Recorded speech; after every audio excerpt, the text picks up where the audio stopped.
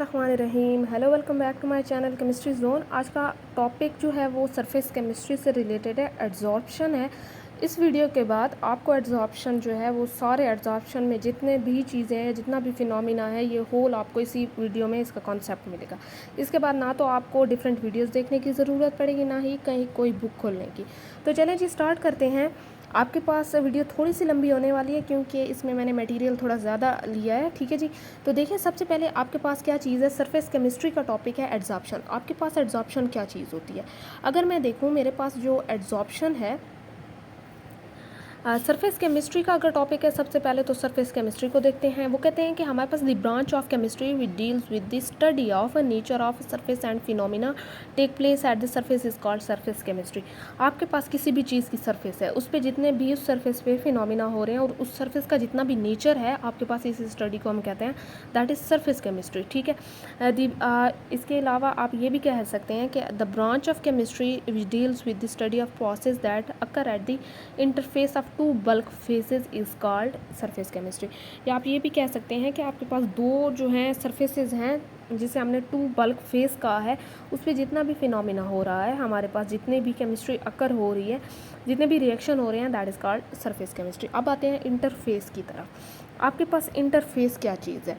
अगर मैं इंटरफेस देखूँ तो मेरे पास जो है इंटरफेस इज़ द बाउंड्री। आपके पास ये एक बाउंड्री है बिटवीन टू और more phases exist together is called interface. आपके पास एक ऐसी बाउंड्री है जो दो फेजेस के दरमियान है। आपके पास जो है, लेट सपोज यहाँ पे दो फेजेस है, इसके दरमियान की जितनी भी बाउंड्री है that is called interface. Or a surface forming common boundary between two things. आपके पास दो चीज़ों के दरमियान जो एक बाउंड्री आ रही है, जो उनको अलग कर रही है एक दूसरे से, दैट इज़ कॉल्ड इंटरफेस, ठीक है। टू ऑब्जेक्ट भी हो सकते हैं, वो दो लिक्विड भी हो सकते हैं, वो दो केमिकल फेज भी हो सकते हैं। आपके पास the interface between matter and air और matter and vacuum is called surface. आपके पास द इंटरफेस हो सकता है, मैटर के दरमियान भी हो सकता है, एयर या मैटर के दरमियान हो सकता है, और उसमें वैक्यूम भी हो सकता है, that is called surface. The property of a molecule forming interface are different from those in the bulk that these molecules are forming on a interfacial phase. आपके पास एक मॉलिक्यूल है, वो इंटरफेस बना रहा है, उसकी अपनी प्रॉपर्टीज़ होंगी, उसकी डिफरेंट होंगी, और एक बल्क है जिसमें आपके पास मॉलिक्यूल हैं और वो इंटरफेशियल फेस बना रहे हैं, ठीक है। इनकी डिफरेंट प्रॉपर्टीज़ होंगी। फिर आप आगे आ जाएं, आपके पास टाइप ऑफ इंटरफेसेस आ जाते हैं। आपके पास कितनी टाइप ऑफ इंटरफेसेस हैं? Several type of interfaces can exist depending on whether two adjacent phase और इन सॉलिड, लिक्विड और गैसियस स्टेट। आपके पास ये डिपेंड करता है स्टेट कौन सी चल रही है। स्टेट पे डिपेंड करेगा कि हमारे पास जो दो एडजेसेंट फेज चल रहे हैं, क्या वो सॉलिड हैं, लिक्विड हैं, are they are gas state, in gaseous state, ठीक है। तो आपके पास लिक्विड गैस इंटरफेस भी हो सकता है, लिक्विड का इंटरफेस भी हो सकता है, और सॉलिड गैस का इंटरफेस भी हो सकता है, सॉलिड का भी हो सकता है, सॉलिड लिक्विड का भी हो सकता है। There is no gas interface because gas always mix spontaneously. आपको पता है गैस और गैस का इंटरफेस कभी नहीं होगा, क्योंकि एक गैस जो है, आपको पता है उसके जो है मिक्सिंग बहुत ही ज़्यादा है, उनके दरमियान स्पेसेस बहुत ज़्यादा, तो वो एक दूसरे में मिक्स हो जाती हैं, तो उनकी बाउंड्री ख़त्म हो जाती है। So they can always mix spontaneously, there is no interface between gases.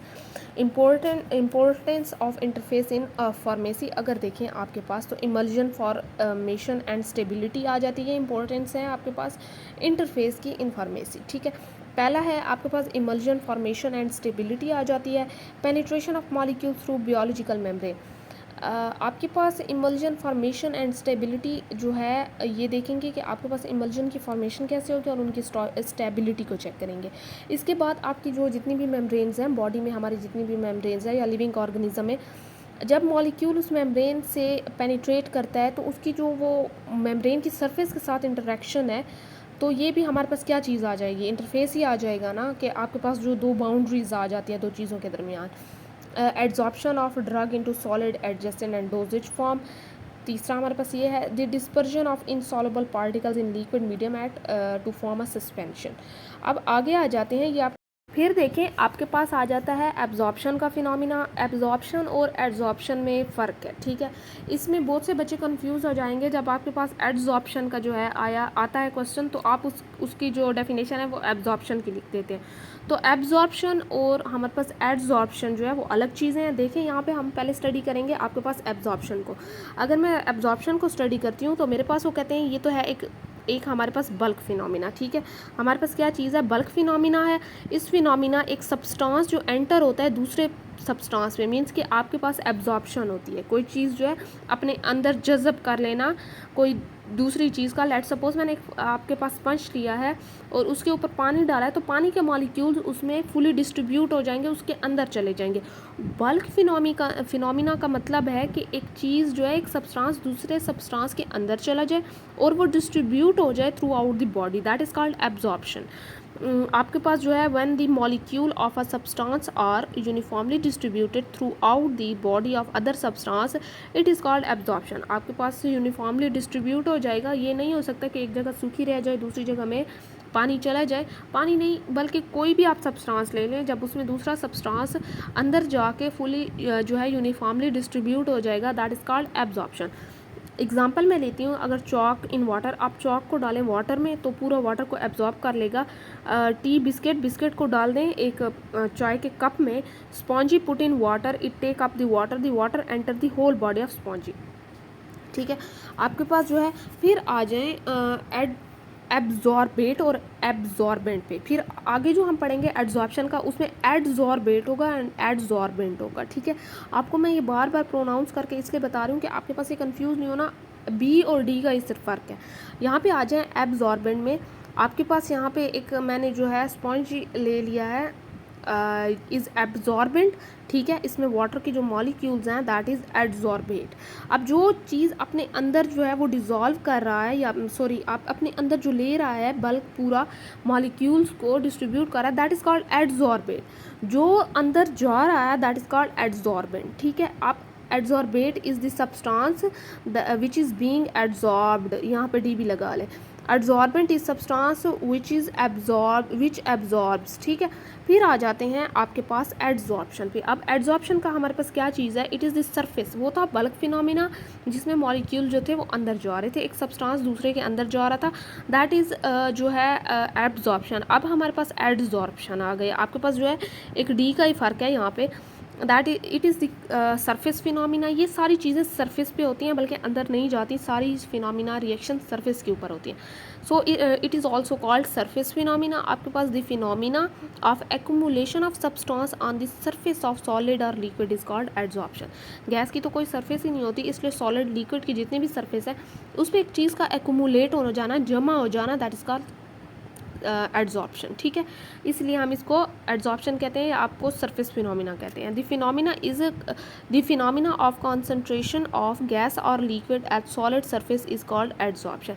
अब आपके पास जो है दोनों गैसेज इसलिए नहीं हो सकती थी, मैंने आपको कहा था ना कि इसमें इंटरफेस नहीं होता, तो आपके पास कोई गैस लिक्विड के ऊपर भी हो सकती है, कोई गैस आपके पास सॉलिड के ऊपर भी एड्जॉर्ब हो सकती है। तो जितनी भी कॉन्सेंट्रेशन होगी गैस की या लिक्विड की एक सॉलिड सरफेस के ऊपर, तो आपके पास इसको हम कहते हैं adsorption. Attain of equilibrium in adsorption, it is instantaneous, it is the exothermic phenomena. Exothermic जहाँ पे एनर्जी रिलीज़ होती है, आपके पास ये इंस्टेंटेनियस फिनोमिना है, ठीक है। यहाँ पे आपके पास इक्विलिब्रियम अटेन तब होता है जब आपके पास पूरी वो जो एड्जॉर्प्शन की साइड्स होती हैं वो कवर हो जाती हैं। आगे देखें, आपके पास जाते हैं एड्जॉर्बेंट और एड्जॉर्बेट की तरफ। आपके पास एड्जॉर्बेंट क्या चीज़ होती है, सब्सटेंस और सरफेस एड्जॉर्प्शन अक्कर, जिसकी सरफेस पे एड्जॉर्प्शन हो रही है, जिसकी सरफेस पे फिनोमिना हो रहा है, जिसकी सरफेस पे आप आके दूसरा सब्सटेंस जो है वो रिएक्शन कर रहा है, चिपक रहा है, कुछ भी कर रहा है, दैट इज़ कॉल्ड एड्जॉर्बेंट, ठीक है।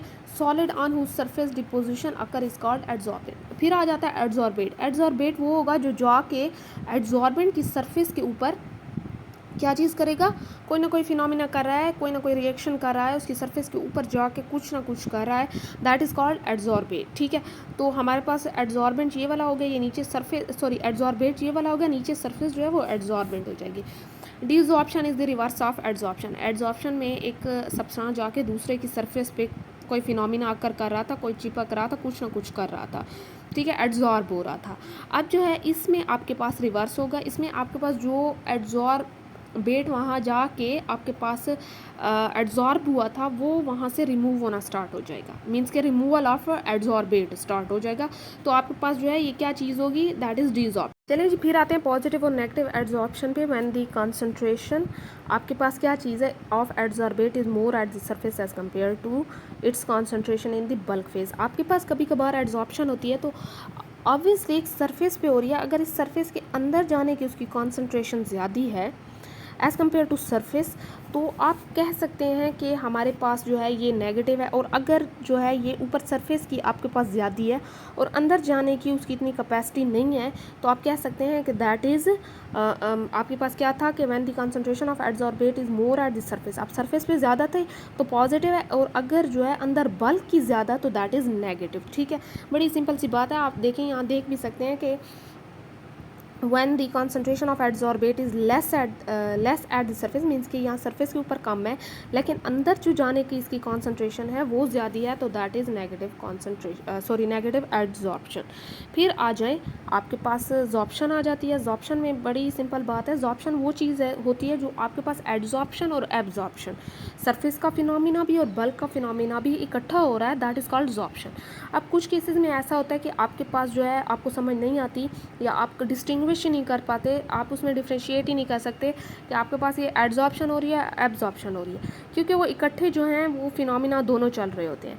It's concentration is high at the surface then bulk then this phenomena is called, आपके पास जो है क्या होगा कि आपके पास यहाँ पे देखें, यहाँ पे स्टार्ट से पढ़ते हैं। In some case the adsorption and absorption occur together, they are not distinguished. In such cases the substance gets uniformly distributed into bulk of solid at the same time। आपके पास क्या होता है कि आपके पास सरफेस के ऊपर भी ज़्यादा हो रही है और अंदर बल्क में भी इकट्ठी जा रही है, तो इस कॉन्सेंट्रेशन इज़ हायर। जब आपके पास उसकी सरफेस के ऊपर जो है, सरफेस के ऊपर आपके पास एड्जॉर्प्शन ज़्यादा होगी एज़ कम्पेयर टू उसके अंदर एब्जॉर्प्शन जाने के बजाय, उसके अंदर जाने के बजाय सरफेस के ऊपर ज़्यादा होगी, तो आप कह सकते हैं that phenomena is called absorption. Absorption का मैं आपको एक चीज़ ये बता दूं कि आपके पास ये फिनोमिना जो है, यहाँ पॉजिटिव नेगेटिव की बात नहीं हो रही, यहाँ पे एब्जॉर्प्शन का ये बताया जा रहा है कि आपके पास जब इकट्ठा फिनोमिना होगा सिमल्टेनियसली, आप उसे डिस्टिंग्विश नहीं कर पाएंगे। आपके पास ये पता चलेगा कि सरफेस पे ज़्यादा हो रहा है, तो that is called absorption. Example देखें, आपके पास डाइंग ऑफ फैब्रिक्स, ठीक है, यहाँ absorption of gases by metal is known as occlusion आपके पास, ठीक है, ये वाला आपके पास एग्जांपल आ गई है। मैकेनिज्म देखते हैं, मैकेनिज्म में आपके पास कैसे एड्जॉर्प्शन होती है। Consider a molecule present in the bulk of solid और liquid which is surrounded by many other molecules balance the intermolecular forces attraction result there is no net pull of this molecule. आपके पास एक molecule consider कर लें जो एक bulk में दिया गया है। लेट सपोज ये मॉलिक्यूल है, इसके इधर इधर इधर ये सारे यहाँ पे भी मॉलिक्यूल हैं, ठीक है। अब वो कहते हैं कि ये एक सॉलिड में जो है, बल्क ऑफ सॉलिड भी कह सकते हैं, लिक्विड भी कह सकते हैं, जो इसके इधर इधर बहुत सारे मॉलिक्यूल हैं और ये बेचारा दरमियान में पड़ा हुआ है, तो जो इसकी इधर इधर की फोर्सेज हैं वो सारी इकट्ठी बराबर लग रही हैं, तो इस पर नेट पुल कुछ भी नहीं आएगा, ठीक है। तो how ever molecule which near the surface, ये तो अंदर पड़ा हुआ है, लेकिन कुछ मॉलिक्यूल्स जो होते हैं आपने देखा जो सरफेस के ऊपर होते हैं, तो ये अब सरफेस के ऊपर है, इसका यहाँ भी पुल होगा, फोर्स यहाँ भी होगी यहाँ भी होगी, लेकिन यहाँ तो नहीं होगी क्योंकि ये तो बिल्कुल सरफेस के ऊपर पड़ा हुआ है, ठीक है। तो ये जो है हमारे पास, ये हम क्या कहेंगे कि आपको how ever the molecule which is near the surface is being attracted by molecules below it. हमें पता है कि एक मॉलिक्यूल था वो सरफेस के ऊपर है, तो ये नीचे वाले तो इसे अट्रैक्ट कर रहे हैं, देयरफॉर सरफेस मॉलिक्यूल एक्सपीरियंस अ रिजल्टेंट डाउनवर्ड फोर्स। अब यहाँ तो कुछ था ही नहीं, तो ये कैसे करेगा, ये सिर्फ डाउनवर्ड पुल को अब जो है इस पर आएगा या ये महसूस करेगा कि इसे डाउनवर्ड जाना है, क्योंकि यहाँ पे ये मॉलिक्यूल होंगे, ऊपर तो कुछ भी नहीं होगा। अगर ऊपर होता तो नेट फोर्स ज़ीरो हो जाती।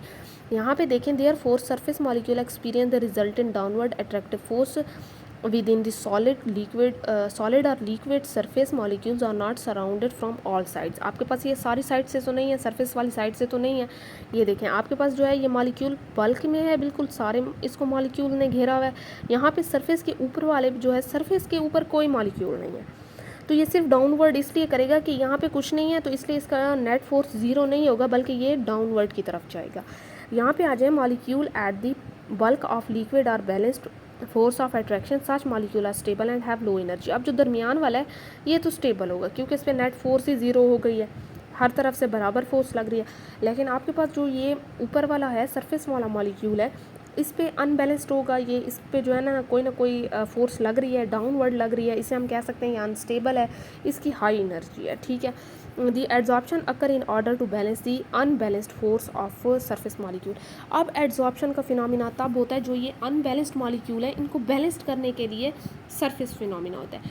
When any species come in contact with surface molecule, जब कोई ये जो सरफेस का मॉलिक्यूल है, सपोज मेरे पास है, इस पर डाउनवर्ड पुल यहाँ भी लग रही है।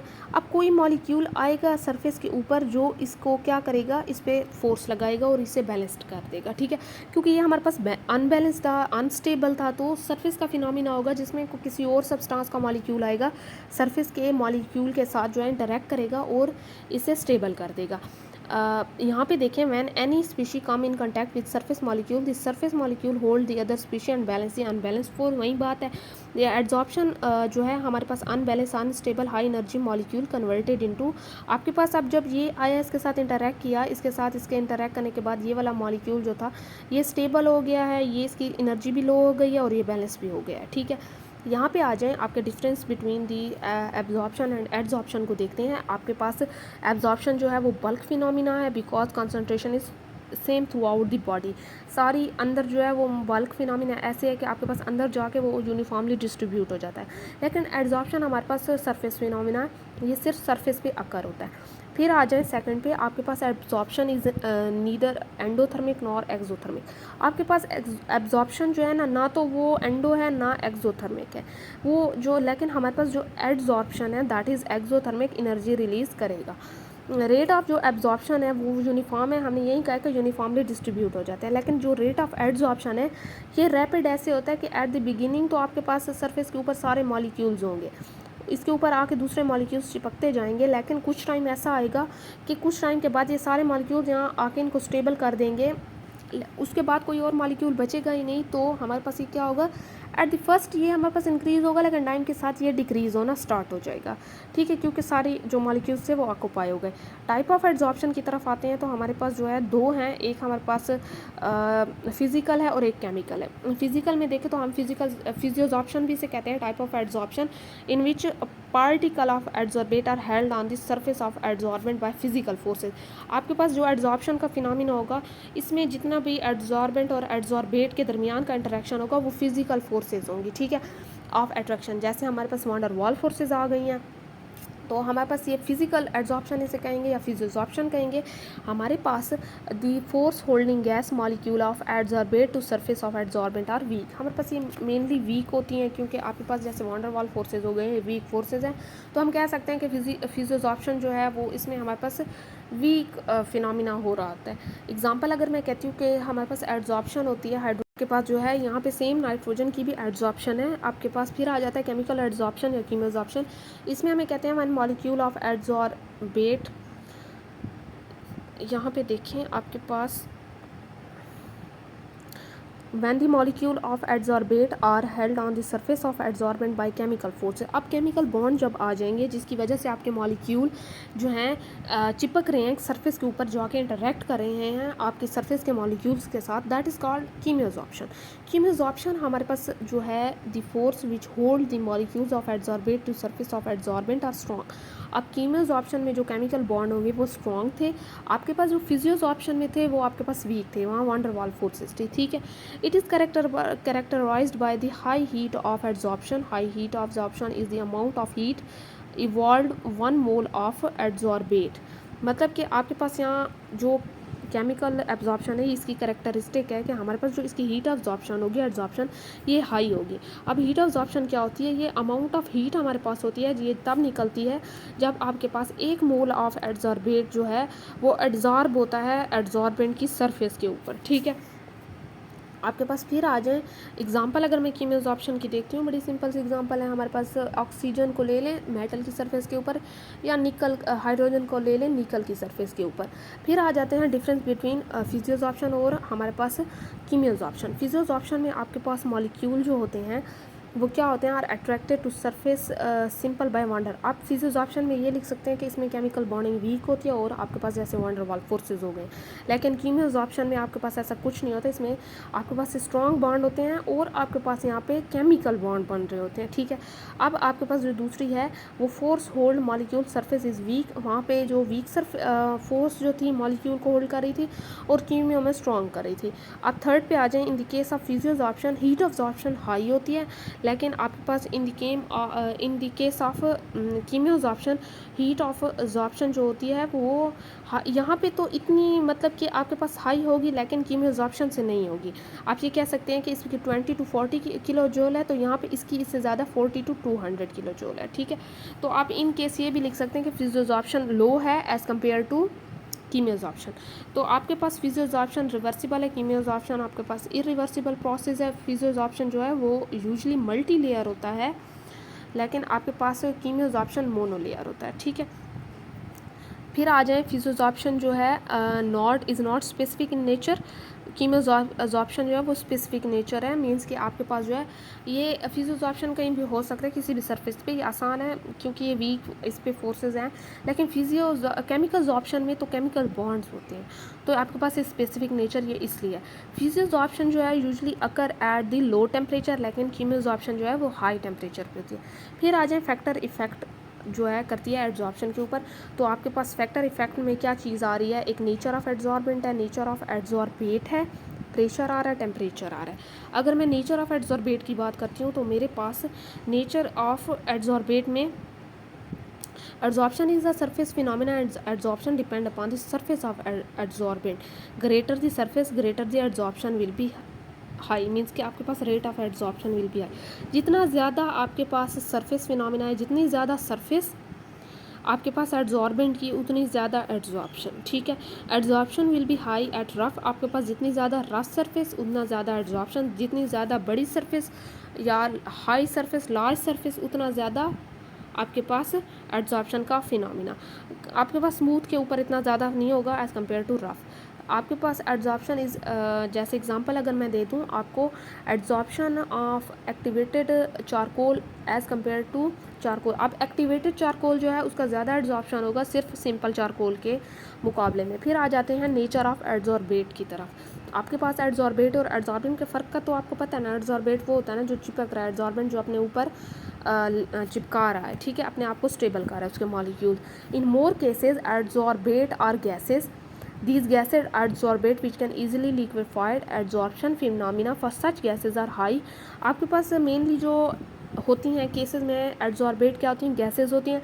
ये गैसेस क्या करती हैं, ये लिक्विफाई कर लेती हैं आपके पास एड्जॉर्प्शन के प्रोसेस में।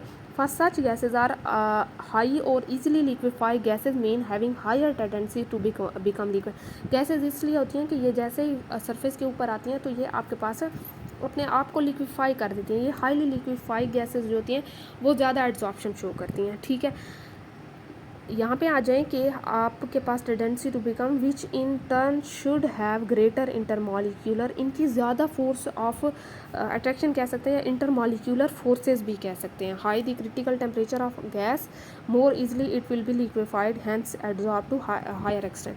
आप जितनी ज़्यादा उसकी लिक्विफाई पावर होगी उतना ज़्यादा आपके पास वो जल्दी लिक्विड में कन्वर्ट होगी और उतना ज़्यादा आपके पास आसानी से एड्जॉर्प्शन हो जाएगी। आपके पास ये कुछ गैसेस दी गई हैं, इनका जो है अमाउंट ऑफ एड्जॉर्ब जो है कितनी होती है ये सारा लिखा गया है। क्रिटिकल टेम्परेचर जैसे डिक्रीज़ होगा आपके पास जो फाई उनकी पावर है वो भी डिक्रीज़ होगी और एड्जॉर्प्शन जो है वो डिक्रीज़ होना स्टार्ट हो जाएगी। फिर आ जाए इफेक्ट ऑफ टेम्परेचर के ऊपर। आपके पास इफेक्ट ऑफ टेम्परेचर जो है वो क्या चीज़ है, एड्जॉर्प्शन मैंने बताया कि आपके पास ये एक्सोथर्मिक है, ये आपके पास हीट इवॉल्व करता है, रिलीज़ करता है। तो हमारे पास जैसे टेम्परेचर इंक्रीज़ होगा एड्जॉर्प्शन डिक्रीज़ होना स्टार्ट हो जाएगी। यहाँ पे देखें आपके पास ये ग्राफ दिया गया है जिसमें एड्जॉर्प्शन और डिसॉर्प्शन का बताया गया है। आपके पास जैसे टेम्परेचर इंक्रीज़ होता गया तो आपके पास एड्जॉर्प्शन डिक्रीज़ होती गई है, ठीक है। Graph show that temperature increases adoption will be decrease. Different gases ये हमारे पास N2 की जो है नाइट्रोजन गैस के बारे में बताया गया है। आपके पास जो है ये कैसे एड्जॉर्ब होती है। फिर आ जाएं कि आपके पास इफेक्ट ऑफ टेम्परेचर क्या है। Dynamic equilibrium exist between adsorb gas and the gas in contact with solid as stated so increase of temperature led to increase of adsorption and decrease of pressure. अच्छा, जैसे ही आपके पास temperature increase होगा तो आपके पास temperature increase होगा तो आपके पास एड्जॉर्प्शन डिक्रीज़ होगी। अब यहाँ पे आ जाए प्रेशर। आपके पास प्रेशर अगर इंक्रीज़ होता है तो आपके पास आप एक गैस पे प्रेशर इंक्रीज़ करें तो उसकी लिक्विफाइंग पावर भी इंक्रीज़ होती है। वो जल्दी से जो है आपके पास अगर आगे आपके पास लिक्विड है और आप उसके ऊपर गैस को प्रेशराइज कर रहे हैं तो वो गैस उसमें डिज़ोल्व होने की कोशिश करेगी, उसमें लिक्विफाई होने की कोशिश करेगी। तो आप कह सकते हैं कि आपके पास जैसे टेम्परेचर इंक्रीज़ होगा तो आपके पास एड्जॉर्प्शन डिक्रीज़ होगी, लेकिन जैसे प्रेशर इंक्रीज़ होगा तो आपके पास एड्जॉर्प्शन भी इंक्रीज़ होगी। ठीक है, अब आ जाते हैं आइसोथर्म पे एड्जॉर्प्शन के। Relation between the amount of substance absorbed by the adsorbent and the equilibrium gas pressure at constant temperature is called. अब ये आपके पास आइसोथर्म की जो है डेफिनेशन दी गई है। एड्जॉर्प्शन आइसोथर्म आपके पास क्या होता है, वो कहते हैं कि आपके पास जो अमाउंट ऑफ सब्सटेंस है जो एड्जॉर्ब हो रहा है एड्जॉर्बेंट की सरफेस के ऊपर, और आपके पास जो इक्विलिब्रियम यहाँ पे इस्टेब्लिश हो रहा है गैस प्रेशर एट कांस्टेंट, आपने जो कांस्टेंट टेम्परेचर रखा हुआ है कांस्टेंट प्रेशर रखा हुआ है, इसमें आपके पास इन कंडीशंस पे आपके पास जितना भी जो है एड्जॉर्प्शन अकर हो रही है एड्जॉर्बेंट और एड्जॉर्बेट के दरमियान, that is called adsorption isotherm. The extent of adsorption isotherm is usually express. अब आपके पास जो एड्जॉर्प्शन को एक्सप्रेस किया जाता है that is x over m, जहाँ पे एक्स को मैंने मास ऑफ एड्जॉर्बेट ले लिया और यहाँ पे मैंने एम को मास ऑफ एड्जॉर्बेंट ले लिया। यहाँ पे देखें the pressure at which amount of gas adsorb become equal to amount of gas adsorb so that extent of adsorption become constant even throughout the pressure increase. This state is called saturation and PS is called saturation pressure. वो कहते हैं कि हमारे पास जो pressure होता है जहाँ पे गैस जो है एड्जॉर्ब हो रही है और वो इक्वल हो रही है हमारे पास डिजॉर्ब, मतलब कि एड्जॉर्प्शन और डिजॉर्प्शन आपके पास इक्वल हो रही है, तो यहाँ पे जो है हमारे पास एक स्टेट आएगी जिसे हम कहते हैं कि सैचुरेशन स्टेट है। इसके बाद मतलब पहले स्टार्ट में मैंने आपसे कहा था कि वो इंक्रीज़ होगी, लेकिन एट द पॉइंट कुछ उसके बाद आपके पास वो डिक्रीज़ होना स्टार्ट हो जाएगी, तो आपके पास कह सकते हैं कि दैट इज़ सैचुरेशन पॉइंट। और यहाँ पे जितना भी आपके पास प्रेशर लग रहा है that is saturation pressure. Freundlich adsorption isotherm पे आ जाते हैं। The amount of gas adsorb per unit mass of adsorbent. आपके पास फ्रेंडलिक क्या कह रहा है कि आपके पास फ्रेंडलिक कहते हैं कि कोई भी अमाउंट ऑफ गैस है वो पर unit mass of adsorbent with the pressure at constant. अब यहाँ पे प्रेशर आपके पास है, आपके पास प्रेशर कुछ ना कुछ लग रहा है लेकिन आपके पास कांस्टेंट टेम्परेचर है और इसमें आपके पास पर यूनिट पे जितनी भी गैस आपके पास एड्जॉर्ब हो रही है हम उसे कहते हैं कि ये फ्रेंडलिक एड्जॉर्प्शन आइसोथर्म है। यहाँ पे देखें, लेट सपोज मैंने आपके पास जो है एक्स ओवर एम मैंने आपको ऊपर बताया है ना कि क्या चीज़ थी कि हमारे पास एक्सटेंट ऑफ एड्जॉर्प्शन ले रहे हैं, तो मैंने लिखा है कि x over m is equals to directly proportional. यहाँ पे अगर मैं साइन लगाऊँ एक्स ओवर एम का पी के साथ जो एक यूनिट एरिया पे जो है वो हो रही है ये एन है, ठीक है। तो ये मेरे पास जैसे यहाँ पे प्रोपोर्शनैलिटी का साइन हटेगा मेरे पास के आ जाएगा। अब मेरे पास यहाँ पे देखें क्या चीज़ है, एक्स जो है प्रोपोर्शनैलिटी कांस्टेंट जो है, x mass of adsorbent mass of adsorbate और एड्जॉर्बेंट है। Freundlich isotherm give an empirical relationship between the quantity of gas और हमारे पास absorb by unit mass of adsorbent and pressure at ये क्या पर्टिकुलर टेम्परेचर, ठीक है। हमारे पास वो बता रहे हैं कि फ्रेंडलिक क्या देता है, रिलेशनशिप हमें बताता है कि हमारे पास कितनी गैस एड्जॉर्ब हो रही है एक यूनिट मास ऑफ एड्जॉर्बेंट पे एट पर्टिकुलर टेम्परेचर पे, एट पर्टिकुलर हमारे पास टेम्परेचर पे और हमारे पास जो प्रेशर आ रहा है, ठीक है। हमने यहाँ पे टेम्परेचर तो कांस्टेंट रखा है तो प्रेशर को इसलिए हम स्टडी करेंगे। अब आ जाएं आगे, आपके पास जो है प्रेशर जो है वो गैस का मैंने यहाँ पे पी जो है वो कर दिया जो एड्जॉर्ब हो रहा है, और एन जो है वो पावर ऑफ प्रेशर है जो इक्वल टू 1 है, टू 1 टू इन्फिनिटी भी हो सकता है। यहाँ पे मेरे पास ग्राफ दिया गया है जो एक्स ओवर एम के जो है दिखा रहा है, x over m directly proportional to p है। एक टाइम आएगा जब वो इंक्रीज़ होगा, लेकिन एक टाइम आएगा जो आपके पास वो डिक्रीज़ होना स्टार्ट हो जाएगा, मींस कि आपके पास जो है हाई टेम्परेचर आप लगाएंगे लेकिन आपके पास एड्जॉर्प्शन नहीं होगी क्योंकि सारी जो सरफेस होगी वो कवर हो चुकी होगी, ठीक है। तो हम उसे कहते हैं कि ये सैचुरेशन पॉइंट है। इसमें मज़ीद आपके पास जो है और आपके पास मॉलिक्यूल्स कि इंटरेक्ट करने की सरफेस पे जगह ही नहीं है, तो आपके पास ये सिंपल में ही लें, आपके पास वो सैचुरेशन पॉइंट आ जाएगा। आ saturation pressure amount of gas adsorb equal to amount of gas desorb. अब आपके पास यहाँ पे जो है सैचुरेशन पॉइंट में एड्जॉर्प्शन डिजॉर्प्शन इकट्ठी होगी, मीन्स कि आपके पास डिजॉर्प्शन होगी, उसकी जगह आके दूसरे मॉलिक्यूल लग जाएंगे। जब वो मॉलिक्यूल हटेंगे तो आपके पास वहाँ पे दोबारा आकर एड्जॉर्प्शन होगी, दूसरे मॉलिक्यूल लगेंगे, और जैसे वो रिमूव होंगे तो ये डिजॉर्प्शन होगी। तो ये दोनों फिनोमिना आपके पास इक्वली चलेंगे, दैट इज़ कॉल्ड सैचुरेशन। यहाँ पे आ जाएं, at saturation pressure when the pressure is increase no change will be occur in the extent. अब आपके पास सैचुरेशन प्रेशर पे जितना भी आप इसको इंक्रीज़ कर लें प्रेशर को, आपके पास कोई भी एड्जॉर्प्शन पे इफेक्ट नहीं आएगा। लो टेम्परेचर पे देखें, अब वहाँ पे हमने टेम्परेचर हाई किया है, हाई टेम्परेचर पे हमने देखा है कि आपके पास क्या होगा। अब लो पे देखें, आपके पास जैसे मैंने लो पे जो है वो n=1 ले लिया है, तो मेरे पास जो है ये देखें n मैंने यहाँ पे किया है, तो मेरे पास Kp1 आ गया है, यहाँ पे मैंने n की जगह सिर्फ 1 पुट किया। हाई टेम्परेचर पे देखें, आपके पास हाई टेम्परेचर पे मैंने यहाँ पे 0 ले लिया है, मींस कि आपके पास at high temperature the graph become parallel to x। Parallel to x कैसे होगा आपके पास, ये देखें आपके पास ये लाइन और ये लाइन एक दूसरे के पैरेलल चल रही है, तो वो इसलिए कह रही है कि आपके पास जो हाई टेम्परेचर होगा उस पर पैरेलल चली जाएगी एक्सेस के। मैंने यहाँ पी को अगर 0 के इक्वल लिया है हाई टेम्परेचर पे, तो मेरे पास 0 के इक्वल भी 1 नहीं आ रहा है, तो मेरे पास ये कांस्टेंट आएगा। मीन्स कि आप जैसे हाई टेम्परेचर करेंगे, आपके पास ये ऐसे था ना, ऐसे करके ऐसे आ रहा है, तो आपके पास हाई टेम्परेचर पे मज़ीद ये टेम्परेचर, ये मेरे पास सॉरी टेम्परेचर नहीं, प्रेशर जो है ये इंक्रीज़ यहाँ पे हो रहा है लेकिन कांस्टेंट हो गया है। आपके पास ये क्या चीज़ हो गई है, एड्जॉर्प्शन कांस्टेंट हो गई है, ठीक है। अब देखें इंटरमीडिएट आपके पास प्रेशर पे क्या होगा। अब इंटरमीडिएट प्रेशर पे अगर मैं देखती हूँ तो मेरे पास जो है वो 0 to 1 के इक्वल जो है वो लाई कर रहा है। आप कुछ भी इसमें डाल लें तो आपके पास कोई ना कोई चीज़ निकल आएगी, तो that is intermediate pressure. Let suppose मैंने x/m लिया है, that is equals to Kp1/n। अब ये n की जो वैल्यू है वो इंटरमीडिएट पे आप जितना भी प्रेशर वहाँ लगा रहे हैं तो वो n की जगह पे आपने पुट करना है। तो n can take any whole number value with depend upon the nature of adsorbate. आप जितना भी आप होल नंबर लेंगे 1 2 आप जितना भी इन्फिनिटी ले सकते हैं।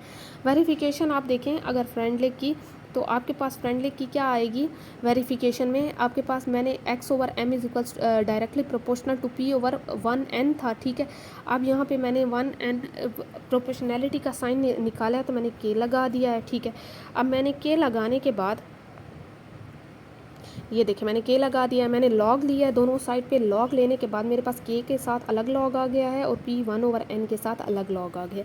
अब मुझे पता है कि मेरे पास यहाँ पे मैंने क्या करना है कि जो मेरे पास log x/m, ये देखें वहाँ ये जो log की आपको रूल्स तो पता है ना, जैसे पावर है तो ये पहले आ जाएगी 1/n log p, ये रूल्स हैं log के, ठीक है। तो मेरे पास जो लीनियर इक्वेशन है that is y is equals to c plus mx।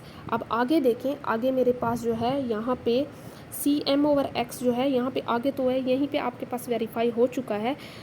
यहाँ पे आगे थ्योरेटिकली नहीं लिखा हुआ है, लेकिन आपने इसके बाद थ्योरेटिकली लिखना है कि ये देखें आपके पास ये इक्वल क्या चीज़ आ रही है, ये आपके पास लीनियर इक्वेशन की इक्वल आ रही है। मींस कि आपके पास जब लीनियर इक्वेशन की इक्वल आ रही है तो आपके पास ये चीज़ वेरीफाई हो गई है। कैसे हो गई है, यहाँ पे देखें आपके पास log x/m किस चीज़ के उस पर है, ये देखिए ये आपके पास log 1/x/m जो है वो आपके पास y एक्सिस पे है, ठीक है। अब log k कहाँ पे है आपके पास, वो c पे है आपके पास, मीन्स कि आपके पास ये c पे प्लस mx। अब 1/x जो है वो कहाँ पे है, x जो है आपके पास स्लोप जा रहा है, जिसे मैं कहती हूँ कि ये x नहीं है n है। आपके पास m जो है वो स्लोप की जगह आएगा। log p किस चीज़ के इक्वल है, x के इक्वल है, x एक्सिस पे है, ठीक है। ये y एक्सिस पे है, ये x एक्सिस पे है, ये c पे है हमारे पास, और ये हमारे पास स्लोप मीन्स के m पे है। तो आपके पास ये लीनियर इक्वेशन की इक्वल आ गई है, that is the verification of Freundlich isotherm या एड्जॉर्प्शन आइसोथर्म। फिर आ जाएँ आपके पास यहाँ पे ये चीज़ आप थ्योरेटिकल लिख लें ताकि आपकी चीज़ वेरीफाई हो जाए।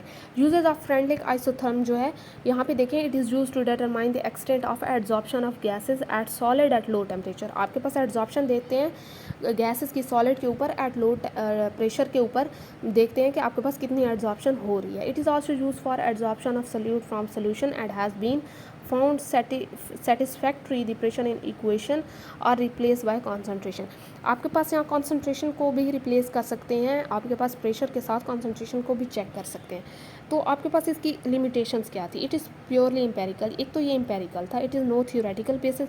इसकी कोई थ्योरेटिकल चीज़ें थी नहीं क्योंकि हमने सिर्फ ग्राफ को समझा है। It is valid over a certain range of pressure. ये एक प्रेशर की रेंज है, अगर उस रेंज को ज़्यादा करेंगे, आप प्रेशर को इंक्रीज़ करेंगे, उसके बाद ये फेल हो जाएगा। और इसका जो कांस्टेंट के है और एन वेरी विद टेम्परेचर, इसका कांस्टेंट के और जो आपके पास एन आ रहा था 1/n, ये आपके पास टेम्परेचर के साथ बदल रहा था।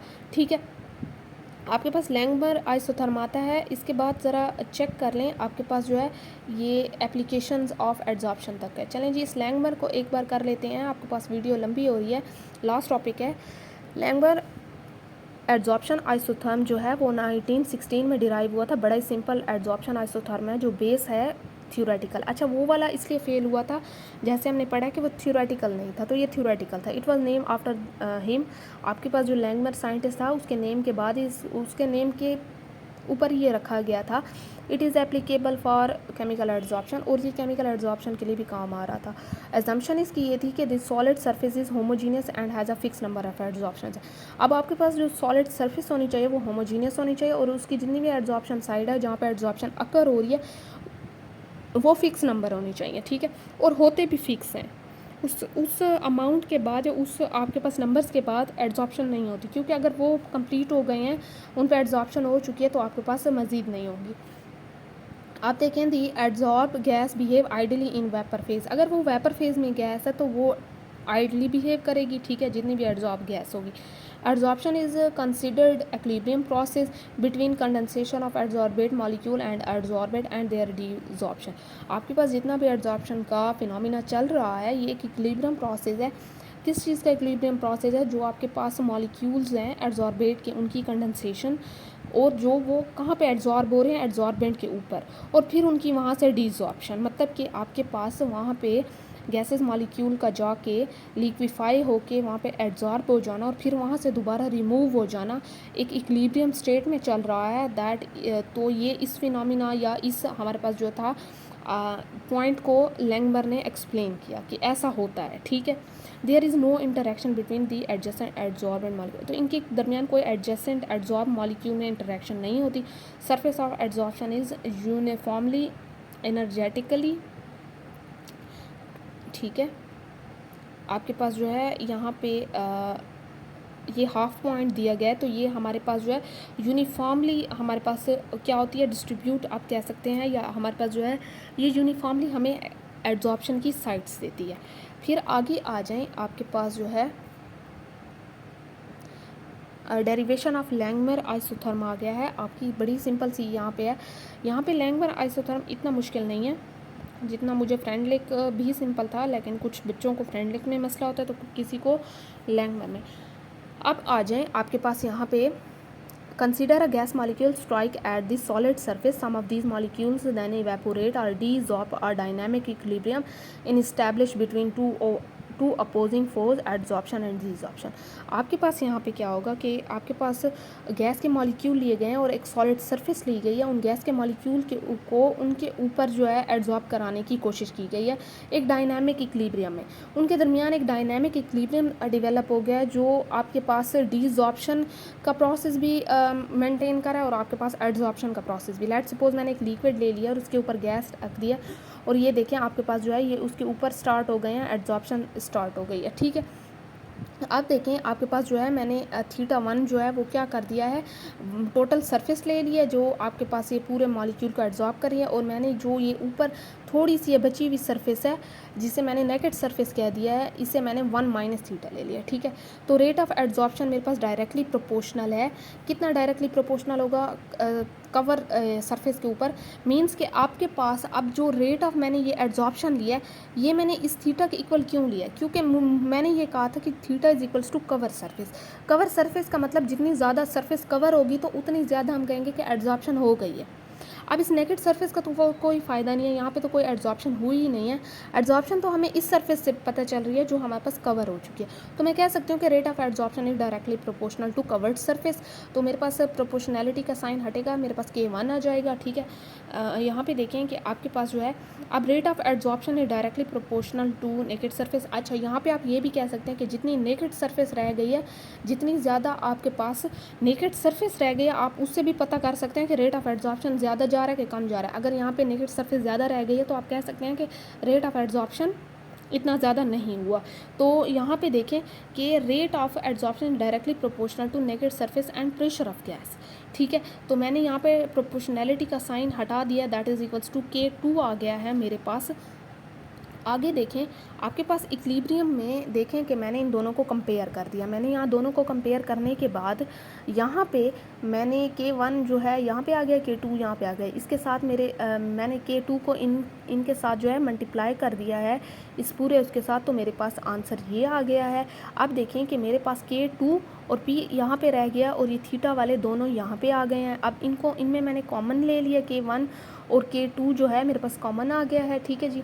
अच्छा, कॉमन लेने के बाद जो है मेरे पास क्या चीज़ आएगी, ये यहीं पे रह जाएगा। अच्छा जी, फिर देखें आपके पास जो है ये यहाँ पे आके आपके पास K1 के साथ ये सारे जितने भी K हैं ये डिवाइड हो जाएंगे K1 के साथ। इनमें कटिंग के बाद जो हमें चीज़ मिलेगी वो क्या चीज़ मिलेगी, हमारे पास जो है ये वाला हमें टर्म मिलेगा। अब कटिंग के बाद मुझे जो टर्म मिल रहा है उसमें मैंने ये K1 और ये वाला जो K1 है ये कट हो गया है। तो आप जो है यहाँ पे देखें। अच्छा, यहाँ पे ये एक चीज़ मैं आपको बता दूं, ये देखिए ये वाला K1 और ये वाला K1 अगर मैं कट करती हूँ तो मेरे पास K2 और K1 ये बच गया, ठीक है। और मेरे पास एक ये टर्म भी बच गया और P वैसे के वैसे बच गया। अब K जो हमारे पास 2 होता है ओवर K1 होता है वो इक्वल टू होता है B के। तो मैंने यहाँ पे सिर्फ K1 और इनकी जगह जो है ये यहाँ पे B लगा दिया है। मेरे पास ये क्या चीज़ है, that is called adsorption coefficient. तो आपके पास लैंगमर आइसोथर्म जो थी कैन ऑल्सो बी राइट, जो है ऐसे भी लिख सकते हैं। ये वैसे तो ये आपके पास लैंगमर आइसोथर्म की ऊपर भी आ चुके हैं, लेकिन आप इसे कोफिशिएंट की सूरत में ऐसे लिख सकते हैं। The amount of gases adsorb per unit area और per unit mass of adsorb must be proportional to fraction of its surface cover area.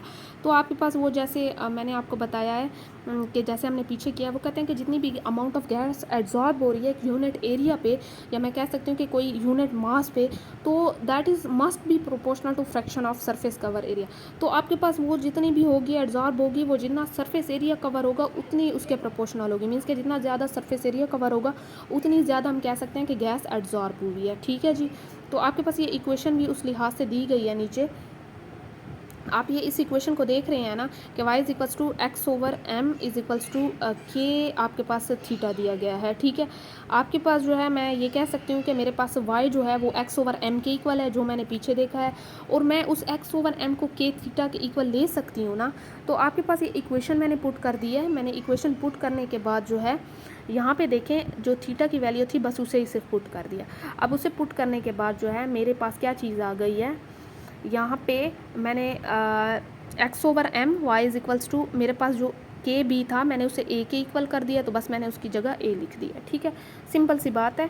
यहाँ पे मेरे पास इक्वेशन 4 आ गई है। तो मेरे पास ए और बी जो हैं वो करेक्टरिस्टिक हैं सिस्टम के जो अंडर कंसिडरेशन होते हैं and are evaluated from experimental data. तो मेरे पास इक्वेशन 4 जो है वो एक्चुअल आइसोथर्म है लैंगमर का। मेरे पास ये सारी चीज़ें करने के बाद ये 4 जो है इसे मैं कह सकती हूँ कि that is Langmuir adsorption isotherm. Nature of gas पे डिपेंड कर रहा है, नेचर ऑफ एड्जॉर्बेंट पे और टेम्परेचर पे।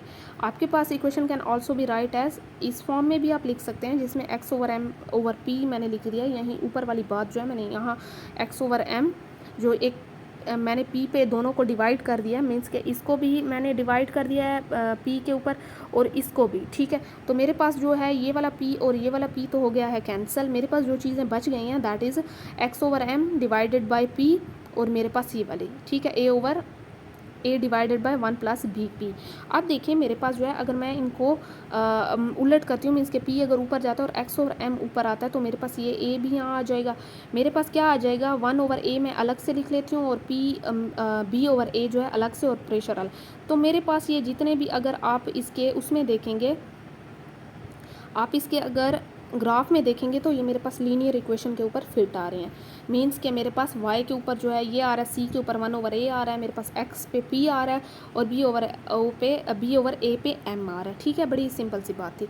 फिर आ जाएं, ये देखें आपके पास ये यहाँ पे दिया भी गया है कि आपके पास y पे आ रहा है, ये मेरे पास जो है स्लोप आ रहा है, ये मेरे पास x पे आ रहा है और ये मेरे पास 1/a किस चीज़ पे आ रहा था, 1/a c पे आ रहा है। ठीक है, यहाँ पे आ जाएं यूजेस के ऊपर। तो यूजेस मेरे पास जो है, this equation all explain the mechanism of chemi absorption, it is more satisfactory than Freundlich, क्योंकि ये हमें थ्योरेटिकली हर चीज़ बता रही थी, while explaining the physical absorption of, और ये हमें फिजिकल एब्जॉर्प्शन भी बता रही थी।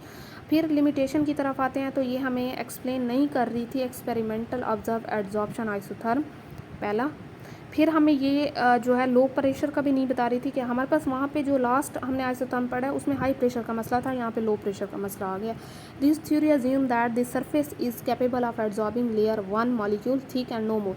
इस पर मल्टी लेयर नहीं होगी, इस पर सिर्फ जो है एक ही लेयर आ सकती है, तो ये थिकर होती जाएगी, तो इस पे काम नहीं करेगी ये चीज़। According to this theory saturation value of absorption is independent of temperature.